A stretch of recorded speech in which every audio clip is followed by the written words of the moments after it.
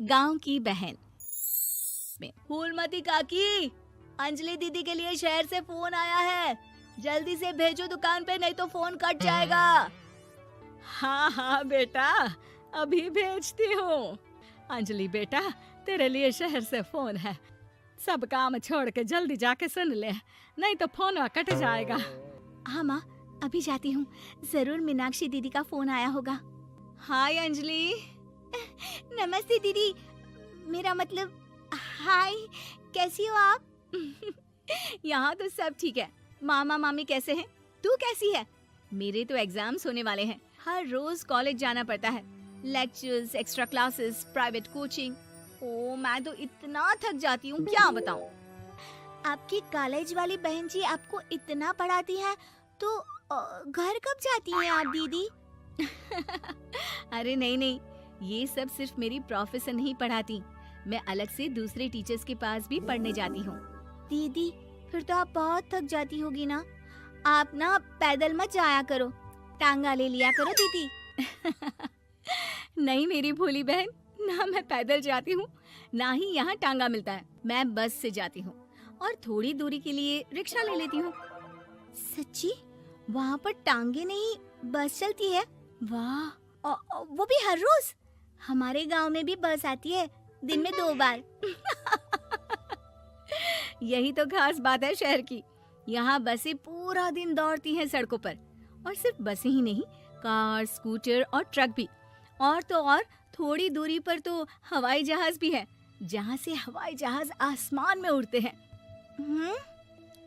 अच्छा दीदी, मैं फोन रखती हूँ, बुआ जी फूफा जी को मेरा नमस्ते कहना। हाँ माँ, हम लोग शहर में क्यों नहीं रहते? बुआ जी, फूफा जी और मीनाक्षी दीदी तो शहर में ही रहते हैं। अरे क्योंकि तेरे बुआ जी की शादी शहर में हुई थी, इसलिए बेटा। शादी से पहले वो भी तेरे पापा और दादा दादी के साथ गांव में ही रहती थी। तो फिर बा, मुझे शहर भेज दो ना, मैं भी शहर देखना चाहती हूँ। इतनी बार मीनाक्षी दीदी से शहर के बारे में सुन चुकी हूँ, अब मैं भी वहाँ जाकर देखना चाहती हूँ। बस आप मुझे शहर भेज दो। ठीक है, इस बार गर्मियों की छुट्टियों में कुछ दिन रह आना शहर, अपनी बुआ के घर। अब तो खुश ना? हाँ माँ, बहुत खुश। आप देखना मैं शहर जाके कितने मजे करती हूँ। अंजलि अगले दिन स्कूल जाती है और वहाँ अपने सारे दोस्तों को अपने शहर जाने की बात बताकर चिढ़ाती है। अरे श्रद्धा, शीतल, सरोज, तुम लोग इन गर्मियों की छुट्टियों में कहाँ जा रही हो? एकादशी वाले गांव के मेले में। हम तो दूसरे गांव में नानी के घर जाएंगे, उनका घर नहर के किनारे है, बड़ा मजा आएगा। हम इस बार कहीं नहीं जा रहे, बल्कि हमारे घर में रहने के लिए मेहमान आएंगे। और तू? अरे मेरा क्या है, मैं तो बस पास वाले शहर जा रही हूँ, अपनी बुआ जी के घर, वहीं रहूंगी कुछ दिन। तुम लोग चिंता मत करना, मैं चिट्ठी लिखूंगी तुम सबको वहाँ से। पापा मुझे तो चक्कर आ रहे हैं, जी घबरा रहा है। बेटा शहर आने की जिद भी तो तूने ही की थी, अब पहली बार बस में चढ़ी है तो यही होना था, भुगतो अब। अरे मामा जी, अंजलि, आप लोग आने से पहले बता तो देते, मैं लेने आ जाती बस स्टैंड तक। आओ आओ भैया, आओ बेटी अंजलि। माँ बुआ जी कैसे हैं वहाँ, और भाभी कैसी हैं? सब ठीक है, बस अंजलि जिद कर रही थी कुछ दिन आप लोगों के साथ रहने की, सो छोड़ने आ गया। दीदी आप मुझे शहर घुमाने ले जाओ ना, मुझे भी शहर देखना है। हाँ हाँ चल, तैयार हो जा जल्दी से।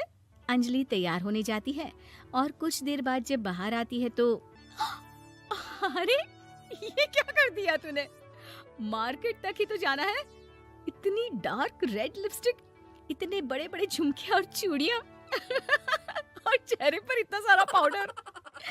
मेरी बहन ऐसे नहीं चलेगा, जा और ये सब हटा के आ। अरे कैसे, क्यों? मैंने शहर आने के लिए इतनी मेहनत से ये सब इकट्ठा किया था, और वैसे भी मैंने देखा है मोहल्ले की राधा काकी के टीवी पर एक फिल्म चल रही थी, उसमें हीरोइन ना ऐसे ही तैयार होकर जाती है घूमने। सब पता है मुझे, मैं तो ऐसे ही जाऊंगी दीदी। अंजलि शहर की चकाचौंध को देखकर बहुत हैरान और खुश होती है। ऊंची ऊंची इमारतें, सड़क पर दौड़ती गाड़ियाँ, बड़ी बड़ी दुकानें, उसकी एक्साइटमेंट का ठिकाना नहीं था। दीदी, ये छोटा सा कमरा सड़क के किनारे क्यों रखा है? इसमें कौन रहता होगा? ये कमरा नहीं, पीसीओ है, पीसीओ। यहाँ पर लोग फोन करने आते हैं, सिक्का डालकर। ओह, हमारे गांव में तो दुकान पे ही जाते हैं बात करने। अच्छा चल, तुझे रेस्टोरेंट में खाना खिलाने ले चलती हूँ। Excuse me, 2 plate noodles please and 2 Cola. Meenakshi को ऑर्डर प्लेस करते हुए अंजलि बहुत ध्यान से देखती है और थोड़ी ही देर में ऑर्डर लेकर वेटर आ जाता है और खाना टेबल पर रख देता है। अरे, ये लंबी लंबी सेवइयाँ खाते कैसे हैं दीदी? और इसके साथ कोई अचार, प्याज, मूली कुछ भी नहीं दिया, बस ये छोटा सा पेट खुजाने वाला दे दिया है। गांव में तो छोटे छोटे चावल ही होते हैं जो कि हाथ से ही खा लेती हूँ। अब इसे कैसे खाऊं दीदी?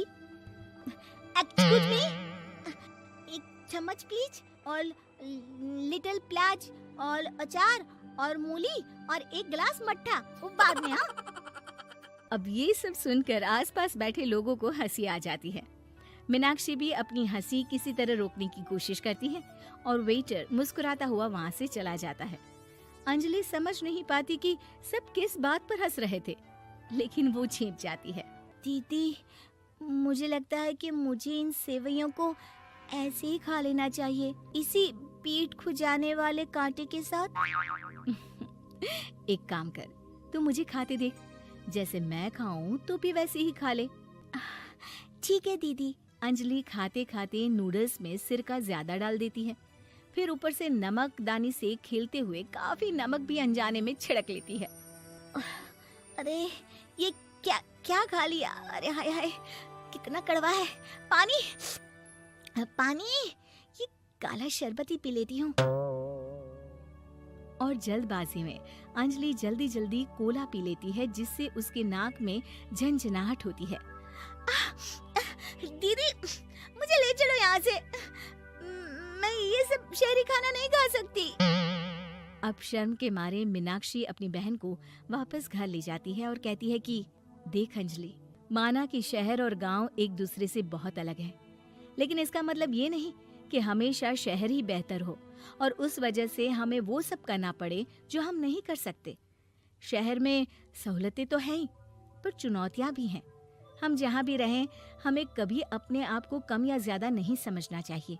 और किसी भी नई जगह में ढलने में समय लगता है, उसके लिए तुम्हें दूसरों की नकल करने की कोई जरूरत नहीं है।